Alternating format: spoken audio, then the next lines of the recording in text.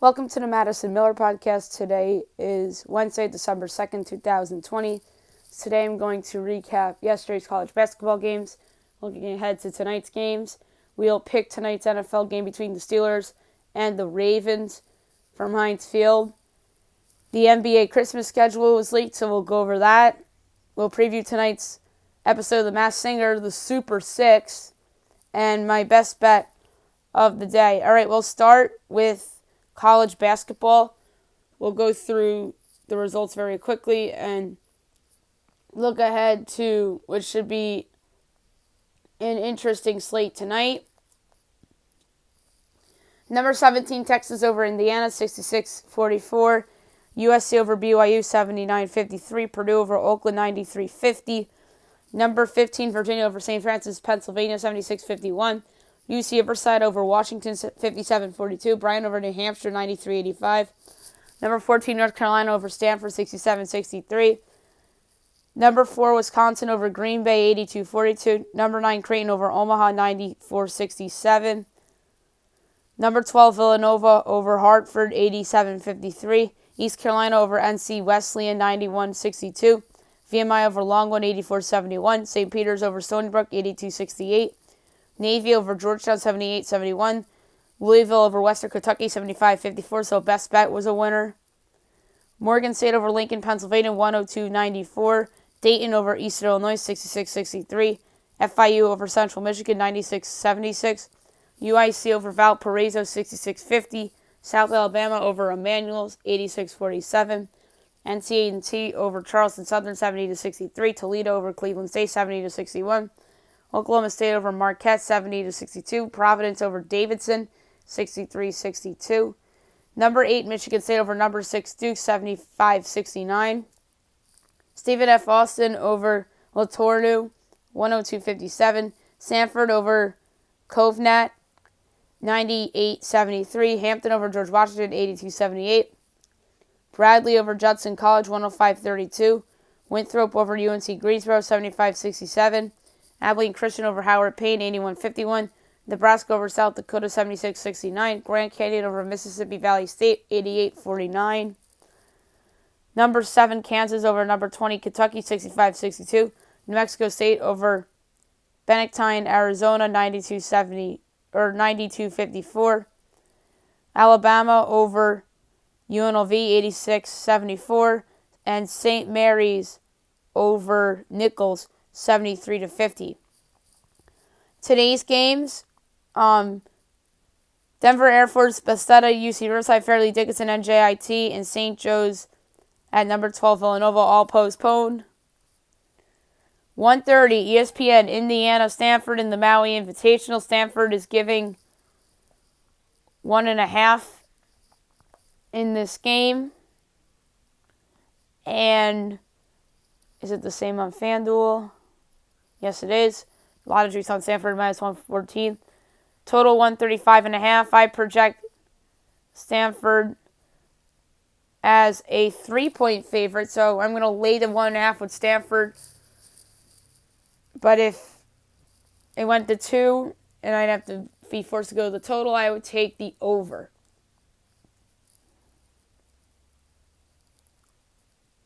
$2:30, Army against Florida. There's no lineup yet for this game. It's on ESPN2. It's Florida's first game, but I would take Florida. Number 17, Texas against number 14, North Carolina in the Maui Invitational Championship game. Texas is a 1-point favorite, or 1.5 on FanDuel. I would make Texas by a half. Total's 135-39.5. I love Carolina here. I think that Carolina's just poised for a bounce-back season, and their first marquee kind of game of the year. I think that as an underdog, that Roy Williams is going to get that team fired up. So take North Carolina plus 1.5. I think they win the game outright, minus 102 on the money line. That's going to go down to 1. But I take the over as well. I think Carolina will have a better offensive performance, and their defense will have a little regression to it. Next up is LaSalle against Howard. I project Howard by a half. Meanwhile, LaSalle's giving 7.5. I love Howard plus the 7.5. Juice is there at minus 114 though. Plus 275 on the money line. So give me Howard plus 275 straight up to beat LaSalle. And I think LaSalle should not even be favored in this game. Train Wake Forest was canceled. 5 o'clock Big Ten Network, Morehead State at number 23, Ohio State. I project Ohio State as a 23-point favorite. And Ohio State's favored by 25.5. I'm going to take Morehead plus the 25.5. I know the juice is on it at minus 115. But I have a 2.5-point edge on Morehead State. And I think Ohio State will obviously win. Florida Gulf Coast in South Florida. The line is not on FanDuel. But I project USF by 3, and I think they'll probably win. But like I said, I don't know what the line is. Lipscomb against Cincinnati. Cincinnati's a 13-point favorite. 13.5 on FanDuel. I'd make this line Cincinnati by 3, so I'm going to take Lipscomb getting all those points. I feel like I'm getting I feel like I'm getting 10.5 free points here. It's going to be Lipscomb plus a 13.5, although I do expect the Bearcats to win the game. VCU, Penn State, 5 o'clock Fox Sports 1. Penn State is favored by 4.5. I project VCU is a 3-point favorite, so I'm taking VCU plus the points. I think they win the game outright plus 172 on the money line. Montana State against Pacific. Pacific's a 6.5-point favorite. Total's 136.5. I project Pacific by 7.5. So I feel like I'm getting a point of value here with Pacific, although the juice is on them heavily at minus 118. St. John's against BYU on ESPN2 at 5 o'clock. BYU is a 1.5-point favorite, totals 155.5. I project BYU by 15. I am laying it with BYU against St. John's. St. John's is off to a nice start this year, but they haven't seen an animal like BYU this year. So give me BYU minus 1.5 against St. John's. 5:30 Eastern Kentucky against South Carolina Upstate. I project Upstate. Wait a minute here. That should be a plus sign. Let me see that. My notes say Upstate by 17. It should be Eastern Kentucky by 17. Yeah, it should be Eastern Kentucky by that number, not Upstate. So let me flip in my notes here the minus to a plus before I bet the wrong side here, potentially. Eastern's 4.5. So I lay it, and I would lay it at 5 too. So it's at minus 120 at minus 4.5 or vice versa. So it's gonna go up to 5 eventually. So give me Eastern Kentucky laying the points in that one. Quinnipiac and Drexel. I project Drexel's a whopping 18.5-point favorite. The line is not up yet on FanDuel, but here it says Drexel 4.5. So I guess I'd lay it with Drexel, assuming that line is correct. 6 o'clock Greenville, Illinois State, we could skip. 6 o'clock SC State, Clemson. I project Clemson as a 30-point favorite. They're favored by 36.5, so I'm taking South Carolina Upstate plus 36.5. The juice is on them at minus 118. UNC Greensboro and Duquesne at 6 o'clock. I project Greensboro by 7.5. Meanwhile, Duquesne is only 1.5-point underdog, so I'm going to lay the 1.5 with Greensboro. Juice is on them heavily at minus 118. One of the best games of the night, and probably the best game of the night, West Virginia Gonzaga. Although you could argue the second half of this doubleheader is a great game too, but this is an awesome game. These two teams met in the Sweet 16, I want to say back in 2017, and Gonzaga, I believe, had a, West Virginia had a chance to tie the game with a 3-ball, but there was like a bad call or something. I don't remember exactly how the game ended. I remember Gonzaga wound up winning a very close game against the Mountaineers. I project Gonzaga by 1.5. Meanwhile, Gonzaga is laying 8.5. Oh my God, I love the Mountaineers plus the 8.5 against Gonzaga. No, the Mountaineers I don't think will win. Plus 330 on the money line, over 3-1 on the 11th team in the country. Granted, against number 1 is pretty good, but plus 8.5 with the Mountaineers, I love it. I just think this is a close game. I do expect Gonzaga to win, but that number is way too high for my liking. So give me West Virginia plus the points in Game 1 of the Jimmy V Classic presented by Corona. 7 o'clock, Ball State and Michigan. I project Michigan as a 7-point favorite, and Michigan is laying 14.5, so give me Ball State plus the 14.5.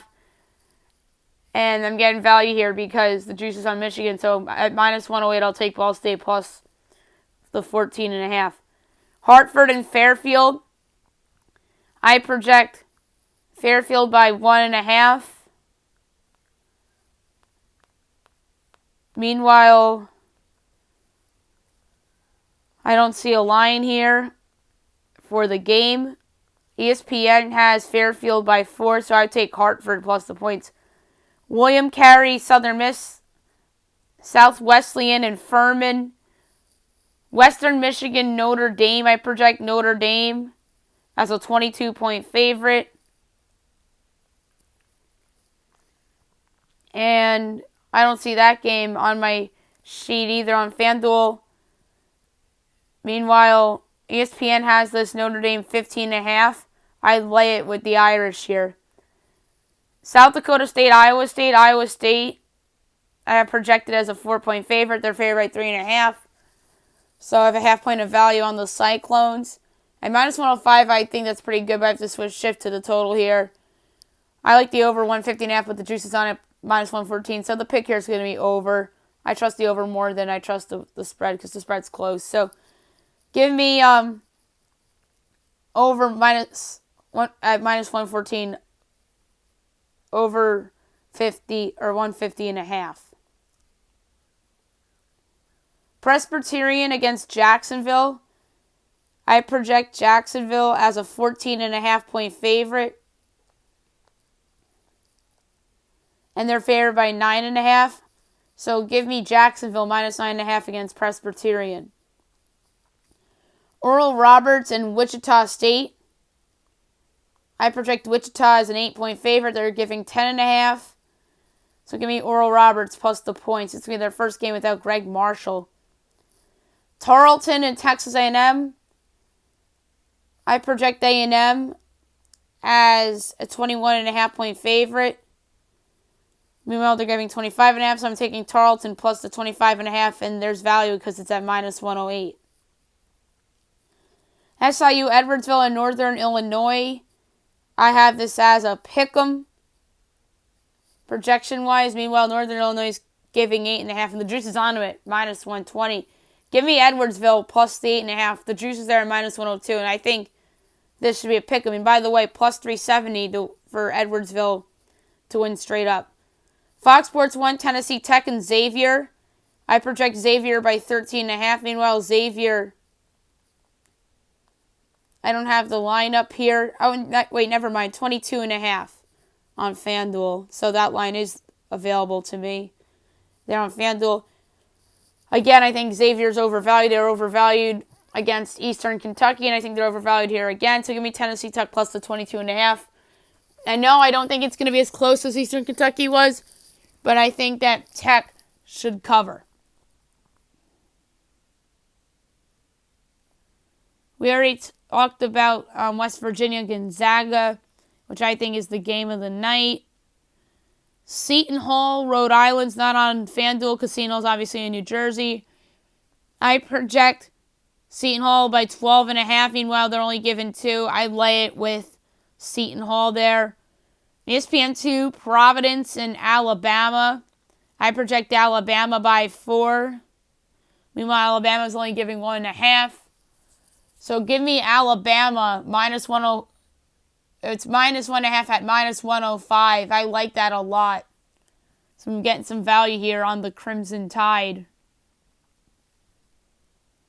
Murray State and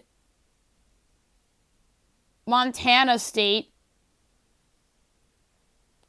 By the way, Richmond, Charleston, Delaware, UMBC, Jackson State, North Alabama, Florida Gulf Coast, Robert Morris all canceled. Dallas Christians at 7:30 as well, but we'll skip that. Murray State and Middle Tennessee. That's my bad, not Montana State. So, let me just see something here for a second. See if my numbers correct here. And I believe it is. So, I'm good. I project, or no, it's not. Oops. Let me go change that for a second. Oh, wait, never mind. It's correct. So, sorry about all that confusion there. I thought I accidentally had Montana State, so I had to do a double take.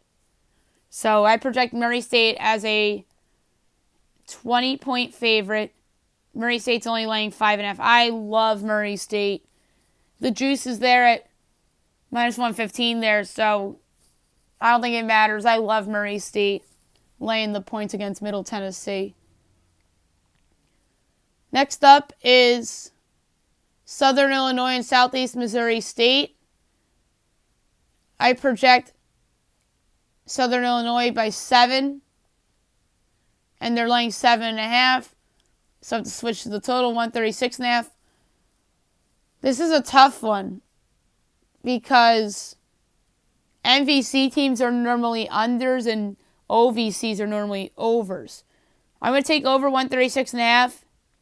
Value is at the over at minus 106, so give me over 136.5 between Southern Illinois and Southeast Missouri State. Kennesaw State and UAB. UAB is laying 24.5. And I project UAB by 17.5. So give me Kennesaw State plus the 24.5. Juice is on them, though, at minus 114. 8 o'clock, North Florida against number 22, Florida State. I project the Seminoles by 26.5. Meanwhile, the Seminoles are laying 25.5. So a point of value on the Seminoles. I'm going to lay it, but I don't feel good about it. And the total, by the way, is 148.5. And I would take the over, even though it's juiced at minus 114. Next up, Southeast Louisiana and Cal Baptist.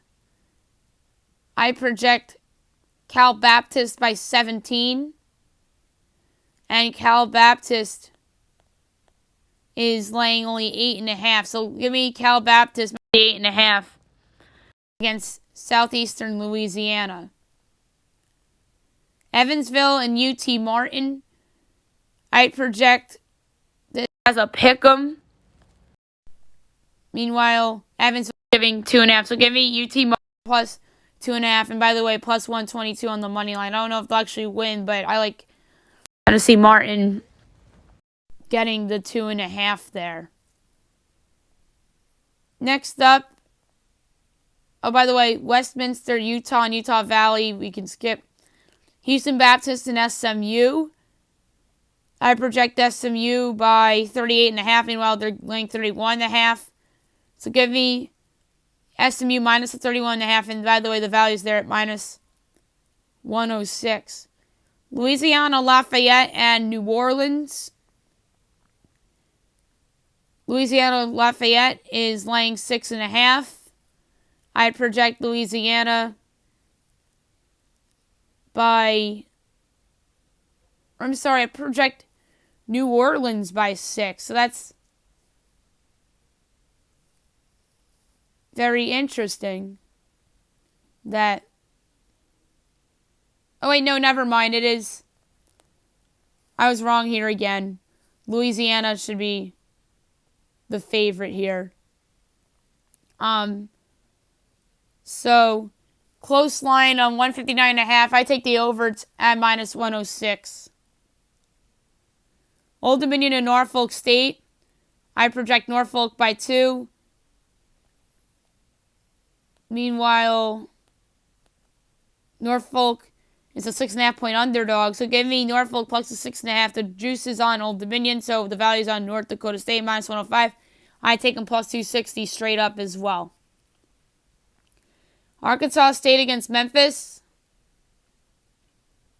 I project Memphis by 23. Memphis is giving 20.5, so I'm going to lay the 20.5 with Memphis, even though the juice is on them at minus 115. A&M Corpus Christi against Texas Rio Grande. I project Rio Grande by 18.5. Meanwhile, Rio Grande is only giving 7.5, so I'm going to lay the 7.5 with Texas Rio Grande Valley. San Jose State Pepperdine and Colorado Arizona cancel and postpone respectively. 9 o'clock on Fox Sports 1, you have number 21 Oregon against Missouri. I project Oregon by 15. Meanwhile, Oregon is only laying 3.5. I'm going to lay that 3.5 with the Ducks, even though the juice is on them at minus 120. It's going to go up to 4. So give me Oregon minus the 3.5. La Sierra, UC Irvine, we can skip. Cal State Bakersfield and Santa Clara. I project Santa Clara by 9. Meanwhile, Santa Clara, I don't see the game on the board here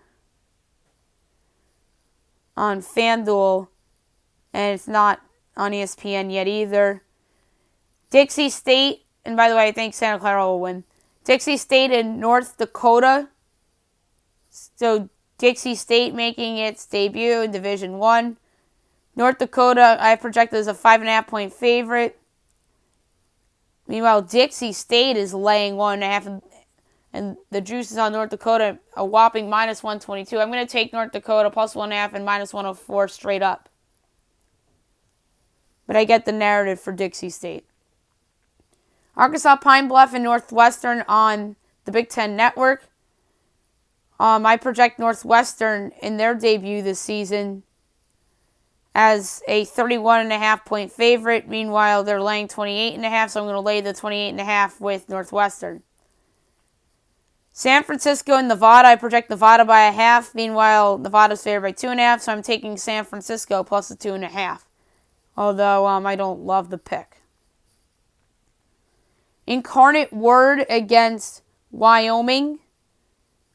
I project Wyoming as a 30.5 point favorite. Meanwhile, they're only giving 15.5. I'm going to lay the 15.5, although the juice is at minus 118. Belmont and Tennessee State. I project Tennessee State as a 14 point underdog. That's a conference game. I don't have that game on my FanDuel screen for some reason either, but I do think Belmont will win. Texas, Arlington, and Arkansas on the SEC Network. I project Arkansas by 10.5. Meanwhile, Arkansas is giving 14.5. I'm taking Texas, Arlington plus the 14.5, and I'm getting value at minus 105. St. Catherine, San Diego State, we could skip. Maui Invitational, 9:30 ESPN2, Davidson and UNLV. I project Davidson as a 2 point favorite. Meanwhile, Davidson is laying 7.5, so I'm taking UNLV plus the 7.5. I don't know if they'll win, but I just like them plus the points, although I realistically expect Davidson to win. 9:30 ESPN, Jimmy V Classic, presented by Corona from Bankers Life Fieldhouse. Number 5, Illinois. Number 2, Baylor. This is a great game, too. I project Baylor as a 5.5 point favorite. Meanwhile, they're giving 5.5, so dead on with the line here. Totals 143.5. Juice is on the under, minus 114. Value is on the over, minus 106. I'm going to take the over. I think this is a high-scoring game. I like both these teams offensively. Jared Butler, Adam Miller. I think it's going to be a fun game, and I expect the Bears to win.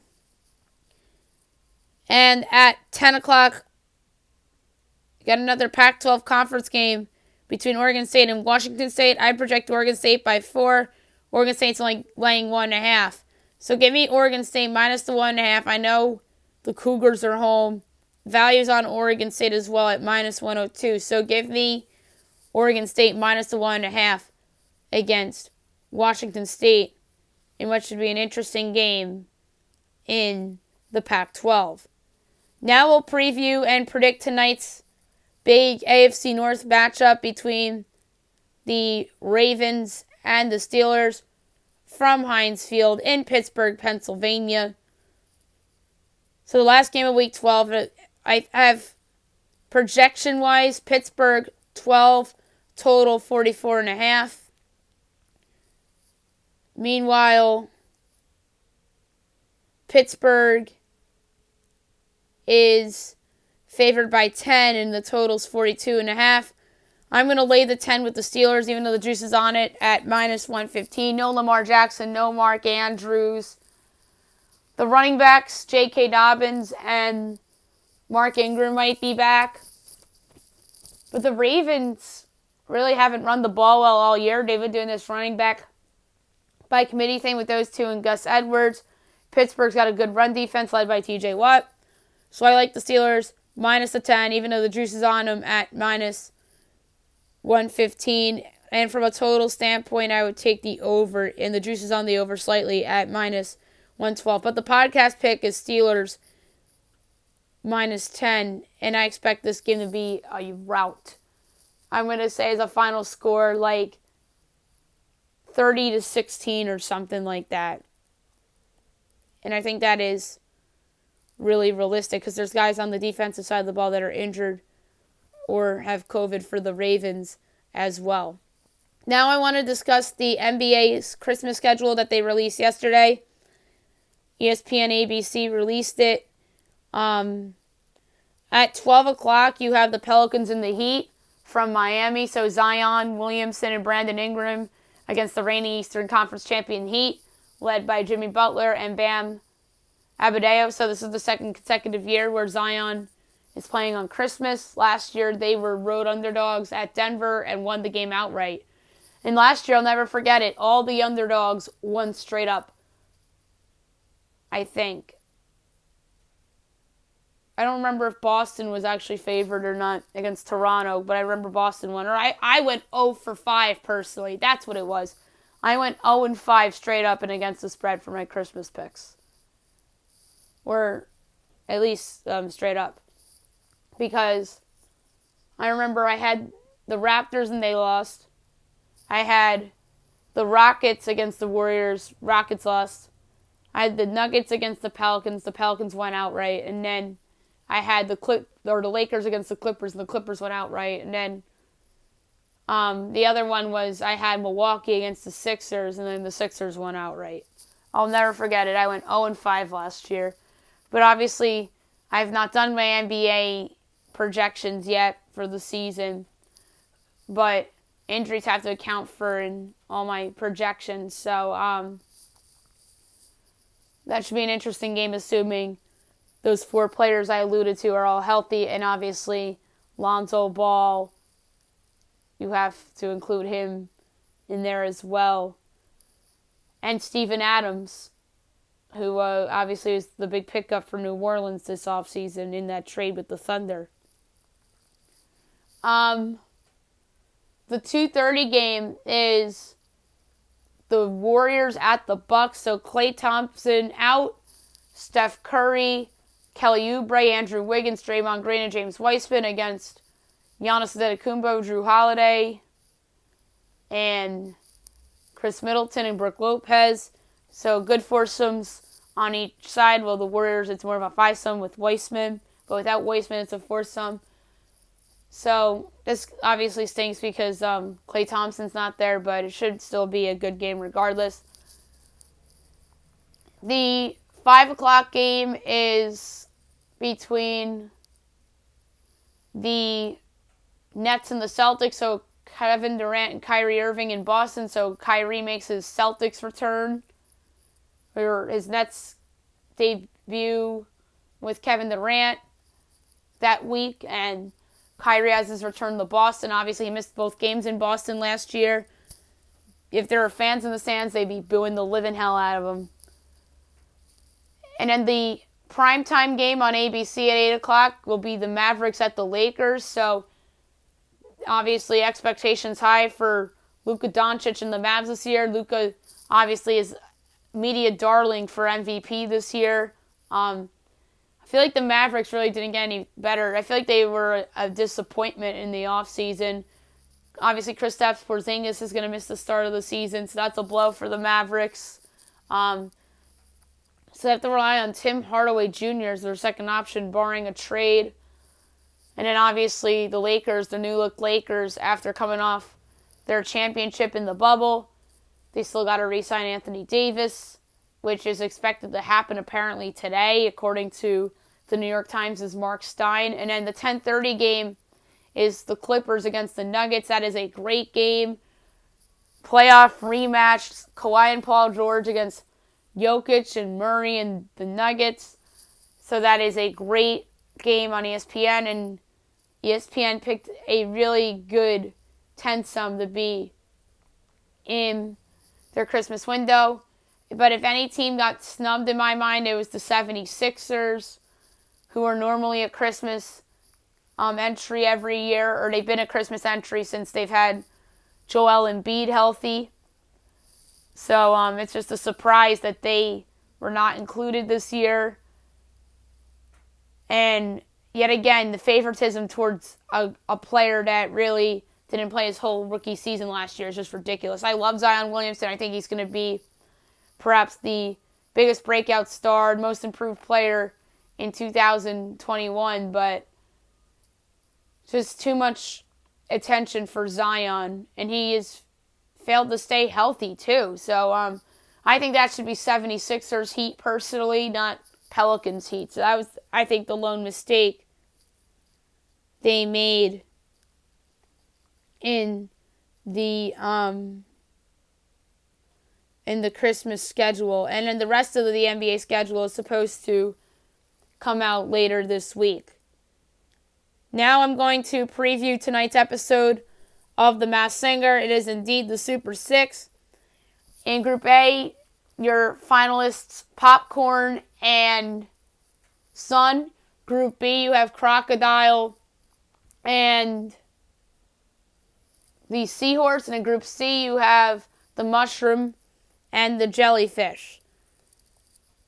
We'll start with the Sun. You have, the big clues in the first package were Frozen, Mickey Mouse ears, so that's obviously Disney references, beach, pool, world, a yellow heart, which was odd, ray of light, and then the second time around, there were hints about the woods, ugly rumor sign, there was a candy cane, her drone clue was the 8-ball, and then 3 weeks ago, Honey, Take the Wheel. That was a hint. Welcome to Baltimore. And then there's a guy in plaid that was helping her do her clues that week. And her game-changing clue was she had a single that was certified gold. And my guess for this, as of right now, due to the vocals and some clues that were unveiled in the first package, Christina Aguilera. And I don't think she didn't want to give away platinum for obvious reasons. And plus her costume is gold. So I think she's trying to throw everybody off there with the gold single. So I'm going to go Christina Aguilera for the Sun as of right now. Popcorn. Snacks in the City was a hint. Meatloaf. There's a Meatloaf tie. Fish. Books. Hardcore Luster. There's a hint. I Survive. There's a rainbow, so there's an LGBTQ potentially. Her drone clue was a planet that brings closer to her. And then 3 weeks ago, there's a Russian hint, bunny ears, rock, been here. So obviously her friend that was giving out hints has been a contestant on the show, or maybe a guest judge for what it's worth. And then the game changer is that one of the judges have already guessed her. And I feel so good about this, guys. I think this is Tina Turner. There's a big hint in the first episode. Merry-go-round, Proud Mary. So there's like a little tie-in right there. And then she performed in the Showdown, the SmackDown. And she sang Everything I Do It For You by Bryan Adams. And it sounded exactly like Tina Turner. So I'm convinced that the popcorn is Tina Turner. Now we'll talk about the crocodile. There was a lot of Italian clues, hinting about wanted to be loved. 3 heart balloons. There's a fountain. And then in the second clue package, there's a number 5. There's an American flag, 2014. Was odd. An old TV. His father didn't believe in him. There's a city. There's a Shazam. And then 2 weeks ago, Step by Step. There is a Lucky Lizard sign, and obviously Step by Step is a New Kids on the Block song. There's a globe, there's applause, there's a radio station. And then they hinted at being at 6 continents. And his mask from the past was the Bee, Gladys Knight. And then the clue was a cult classic movie. And by the way, his childhood clue is a piñata with dolphins and confetti. I think this is Donnie Wahlberg, who is a part of New Kids on the Block, and then is the husband of Jenny McCarthy Wahlberg. So that'd be a nice surprise for Jenny if her husband was indeed under the mask. And then the seahorse. There's a beach, OK Corral, Rainbow Frog, Rain and Tree, Dauntless Diva within. There's a lot of Midwest clues. There is a no mouth sign, which I believe is a she wasn't believed in. There's a lot of country clues, a broken heart, 1,000 years. That's obviously a song by Christina Perri. She suffered a loss. 5 clocks, maybe that's a Fifth Harmony reference. Just Keep Swimming. And then 2 weeks ago, there's a tissue box. There was a Christmas reference in there. There are 2 babies, so reference that she could have 2 kids. Nashville, there was a church, and her mask from the past was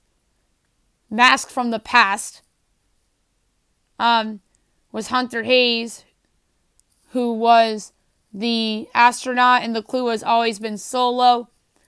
And then the childhood clue was a balloon with feathers. I think this is Carrie Underwood. I think that the country clues are hinting towards it. She's always been solo.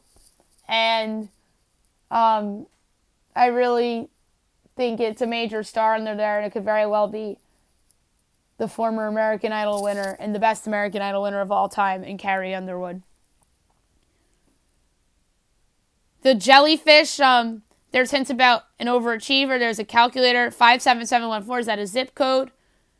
Her bottle hint was never performed in a stage like this before. Her magic lamp hint was a tiger. There's a triangle, 720. We don't know what that is. Under the sea, there was a bed. And then when we were introduced to them, Instaclam, so that hints at a lot of followers. A party girl, Nemo. There's an angel. I think this is Joey King, who is the lead actress in Netflix's The Kissing Booth franchise. a lot of followers, obviously. The triangle, I think, refers to that she was in a love triangle in the second movie, pretty much, with her boyfriend and then the guy she met at school in the movie. So I think that the jellyfish is indeed Joey King. And then last but not least, the mushroom. There is some hints about underground, a star, got a shot, a watering can, a city. And then there are hints about high school, black beetles, food. There are glasses. There's a tiara. And then last week, there were hints about an alarm, a 4.0 GPA, a phone, wrestling and boxing. There was an alarm. I think this is Taye Diggs. There's a lot of hints referencing towards Taye Diggs. I won't be shocked if it's RuPaul, but I'm going to go with Taye Diggs for right now for the mushroom. So the contestant that I think gets voted off tonight, this is a tough one because they're all so good. I'm going to say the jellyfish goes home and it's Joey King. And a lot of teenagers are going to lose their minds because they love the kissing booth. And it's going to be funny and social media is going to go nuts. So I'm going to say jellyfish goes home and it's Joey King. The rest of the guests, again, I'm going to go with Taye Diggs for the mushroom, Carrie Underwood for the seahorse, Christina Aguilera for the sun, Donnie Wahlberg for the crocodile, and Tina Turner for the popcorn. And obviously the popcorn is the one I feel the best about, although I feel somewhat decent about Joey King being the jellyfish as well. And now my best bet of the day, brought to you by FanDuel. A lot of good picks for college basketball that I really like. And I am going to go with BYU minus the 1.5 against St. John's. I absolutely love BYU, and I think St. John's is overpriced because they're undefeated and they're a team that plays in Queens, New York. So give me BYU minus the points today against St. John's. All right, so that's it for the podcast today. I'll be back tomorrow recapping all the college basketball, Steelers, Ravens, Masked Singer, and obviously no Thursday night game. We have college football. We'll preview those games as well on tomorrow's podcast, and my best bet and any other news that happens in the world of sports and pop culture have for you as well. Hope you guys have a great day, everyone.